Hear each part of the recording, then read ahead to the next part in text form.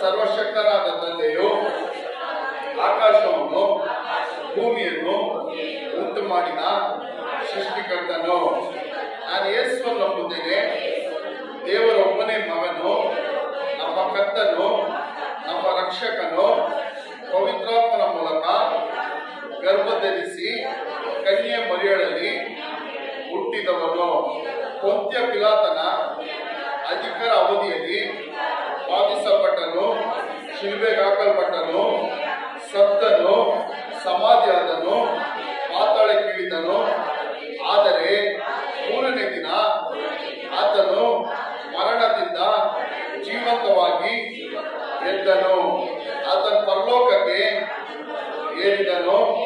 ಆತನು ಸರ್ವಶಕ್ತನಾದ ತಂದೆ ದೇವರ ಬಲಗಡೆಯಲ್ಲಿ ಆಸೀನನಾದನು.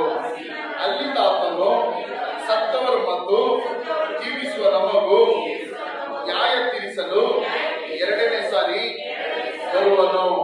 ನಾನು ಪವಿತ್ರಾತ್ಮನ ನಂಬುತ್ತೇನೆ, ನಾನು ಪರಿಶುದ್ಧ ಸಭೆ ಐಕ್ಯತೆಯನ್ನು ನಂಬುತ್ತೇನೆ, ದೇವ ಸೇವಕರ ಐಕ್ಯತೆಯನ್ನು ನಂಬುತ್ತೇನೆ, ಸಭಾಭೋಜವನ್ನು ನಂಬುತ್ತೇನೆ, ಪಾಪಗಳಿಗೆ ಕ್ಷಮಾಪಣೆ ನಂಬುತ್ತೇನೆ, ದೇವದ ಪುನರುತ್ಥಾನ ನಂಬುತ್ತೇನೆ, ನಿತ್ಯ ಜೀವನ ನಂಬುತ್ತೇನೆ. ಆಮೆನ್.